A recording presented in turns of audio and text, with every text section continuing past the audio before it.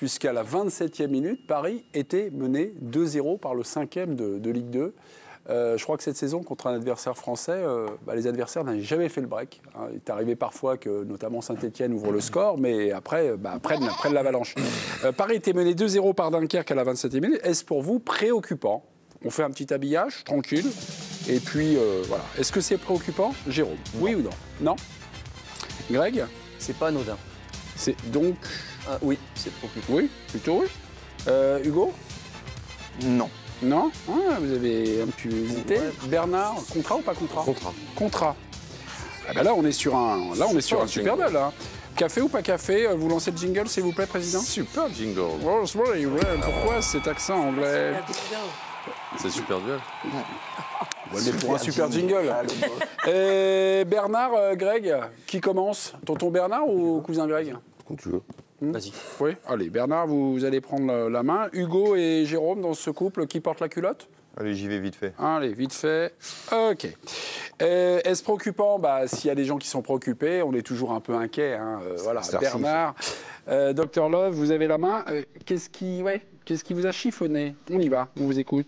Non, mais ça sera anecdotique, comme dirait mon camarade à l'instant de l'étage en dessous. Si c'était un one-shot, c'était arrivé que ce soir. Mais moi, je reste encore avec bien en présent dans la tête ce qui s'est passé aussi lors de la première période à Saint-Etienne, où ils sont passés complètement à côté pendant une demi-heure.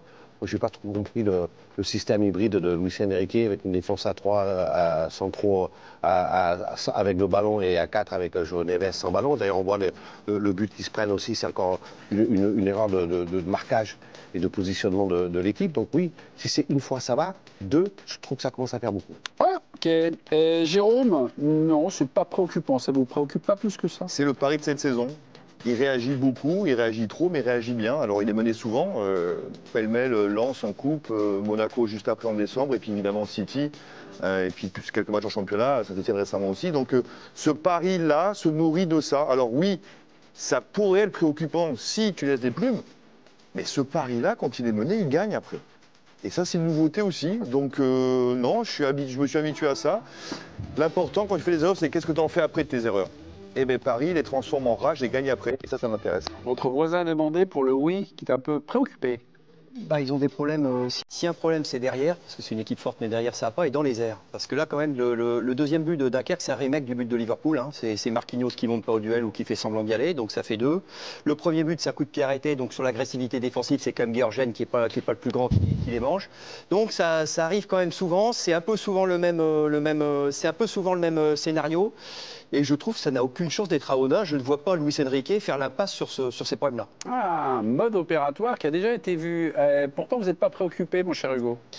Ouais, mais Greg, il regarde pas assez la Ligue 2. Dunkerque, c'est une des meilleures équipes sur coup de pied arrêté de Ligue 2, même Ligue 1 confondue.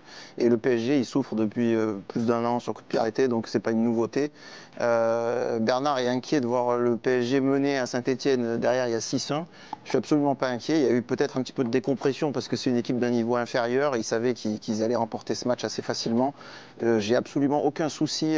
Ils seront à fond à 100% face à Aston Villa en Ligue des Champions et pour bien finir la saison. Ça sera dans une semaine, c'est le quart de finale de la Ligue des Champions, évidemment le débrief dans l'équipe du soir. Patron, à vous de jouer, préoccupé ou pas, des petits signes d'inquiétude, des petites informations pour affiner notre lecture du PSG, à vous de jouer.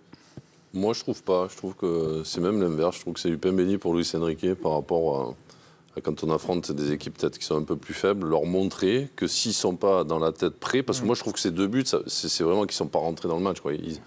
Pas qu'ils les ont pris de haut, mais il y a des interventions sur les 2 buts où qui ne sont pas le PSG qu'on connaît, là, qui est impliqué à chaque seconde, etc., dans les matchs très importants.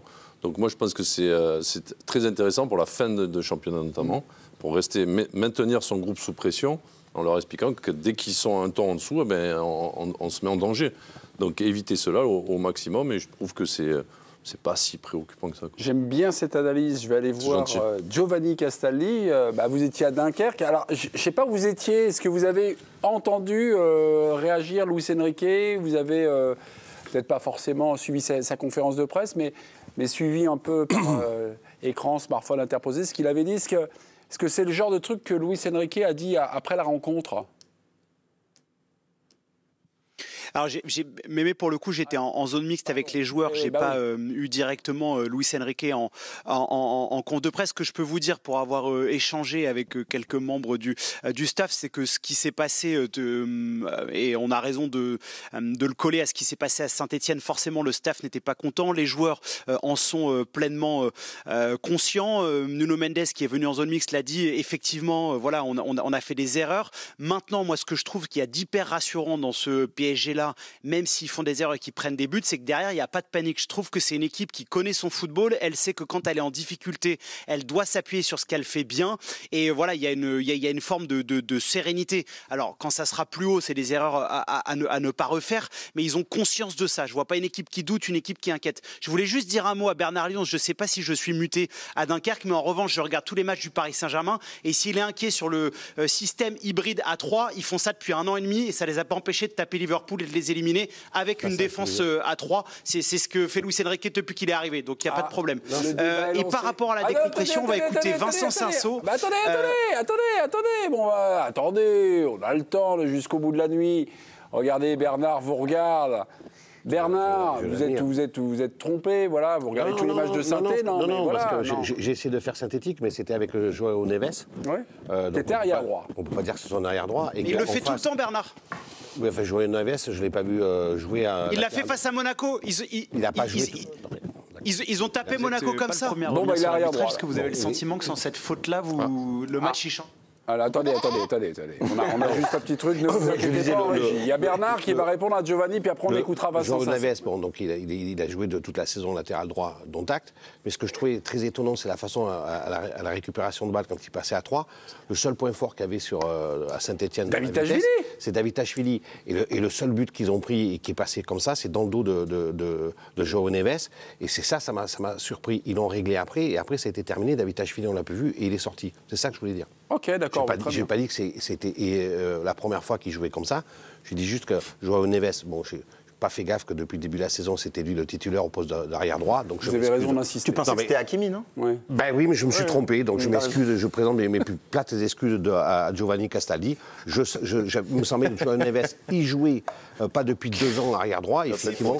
Je l'ai confondu avec celui qui joue au Benfica Lisbonne l'année dernière au milieu de terrain, et celui qui joue au milieu de terrain cette année au Benfica. Je m'excuse, je présente mes plus plates excuses. Voilà. Bernard, t'es d'une malhonnêteté sans nom. Je t'ai pas parlé de Joao Neves, je te dis juste qu'à 3, peu importe qui c'est, ils sont comme ça. Donc même Warren Zaïre-Emery joue comme ça quand il est au poste de latéral droit. Donc tu t'es planté sur la défense à 3, c'est pas grave. Tu fais ton tour de magie avec Neves, mais tout le monde a compris que tu t'étais planté.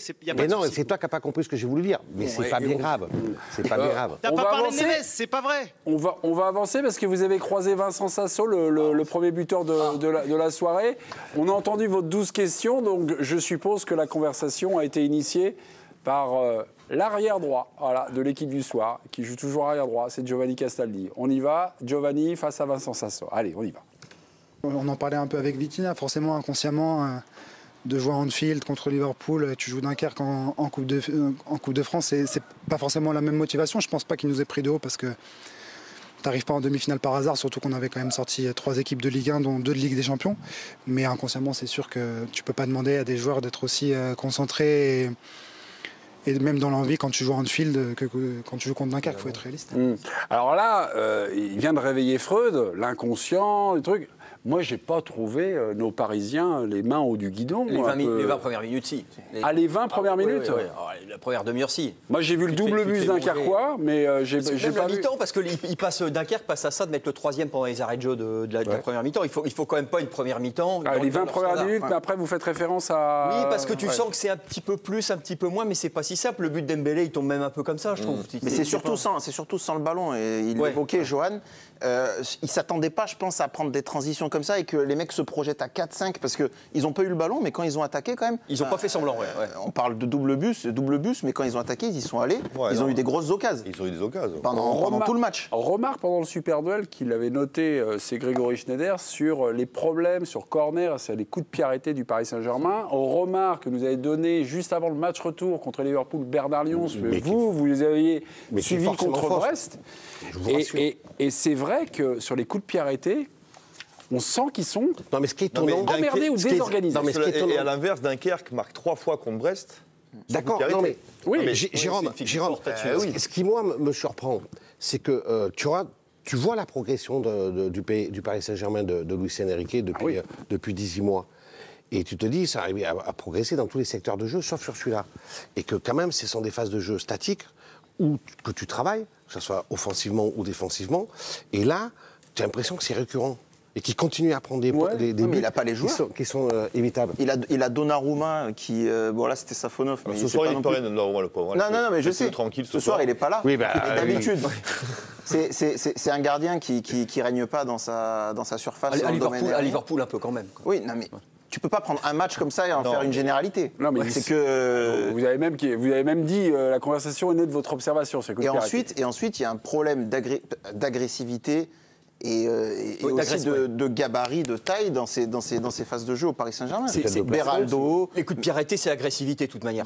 C'est la disposition mentale, c'est le fait de. Enfin, c'est ce qu'on m'a toujours, ce que tout le monde m'a toujours expliqué. Vous partez sous le contrôle. Non, j'ai l'impression que vous êtes un peu loin, puis vous avez jeté un œil à notre président. Ça se travaille aussi. Alors voilà, j'allais venir. Beaucoup, ça se travaille. C'est pas que l'agressivité. Concentration surtout, moi. C'est une illusion. Concentration. Je pense que ça se travaille, oui. Mais tu ne progresses pas toujours forcément parce que, comme vous le dites, et vous avez attaqué là-dessus, c'est de quoi tu es fait. De quoi tu es fait sur coup de pied arrêté. Moi, je peux vous garantir que si un jour, enfin à l'époque, on les travaillait, notamment, je me rappelle avec Vaïd, on prenait les buts sur coup de pied arrêté, le mercredi ou le mardi, tu les travailles, mais t'en prends pas un à l'entraînement. T'en prends pas un, parce que c'est pas pareil, c'est pas la même implication, c'est pas... En face, t'as pas les mêmes mecs. Moi, je pense que les travailler, c'est bien. Oh, j'ai eu peur. C'est la musique de votre partenaire. On a gagné en plus. Ils sont pas préoccupés. Donc il y a le travail, mais il y a de quoi tu es fait aussi. Moi je pense que effectivement les joueurs du PSG qui forment cette défense-là en ce moment, il n'y avait pas Pacho en plus au début du match aujourd'hui.